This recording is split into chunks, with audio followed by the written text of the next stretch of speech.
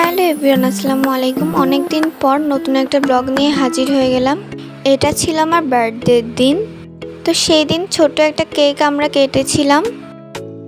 তারপর আমার ফ্রেন্ড ফারিহা আমাকে এগুলো গিফট করেছিল। ও গিফট করেছিল একটা হেয়ার ব্যান্ড আর হচ্ছে একটা পেন্সিল ব্যাগ। পেন্সিল ব্যাগটা অনেক সুন্দর ছিল। আর আমাকে গিফট করেছিল একটা কার্ডটা অনেক সুন্দর ছিল। আর কার্ডের ভিতরে লেখা ছিল হ্যাপি বার্থডে আনিশা, আর পিছনে লেখা ছিল ফ্রম ফারিয়া টু আনিশা। এর কয়েকদিন পরে আজকে আমার খালামণিরা ইতালি চলে যাবে।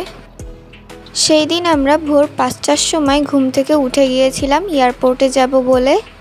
আর ঘুম থেকে উঠে একটু ছাদে চলে এসেছিলাম, ছাদে এসে একটু ভিডিও করলাম। আর তখন কিন্তু ভালোই অন্ধকার ছিল। আর এখানে আমি, আমার খালাতো বোন আর আমার নানু রেডি হয়ে গিয়েছিলাম এয়ারপোর্টে যাব বলে।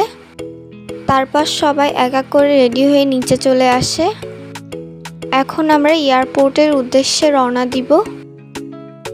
আর এখানে সবাই মিলে একটু ছবি তুলছিল। এই যে আমরা এয়ারপোর্টের উদ্দেশ্যে রওনা দিয়ে দিয়েছি। এখানে দেখুন সূর্যটাকে কত সুন্দর লাগছে। তারপরে এই যে আমরা এক্সপ্রেসওয়েতে উঠে পড়েছি। আর এখন আমরা এয়ারপোর্টের কাছে চলে এসেছি। তো এই যে আমরা এয়ারপোর্টে পৌঁছে গিয়েছি। সবার মনই খারাপ ছিল, কারণ আজকে মনি ইতালি চলে যাবে বলে। আর এখন মনি আর আমার খালাতো ভাই বোনের সাথে সবাই একটু ছবি তুলে নিচ্ছিল।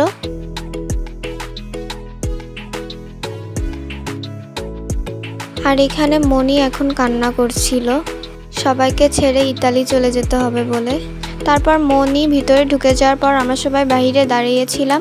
তারপর আমরা বাসায় চলে আসি।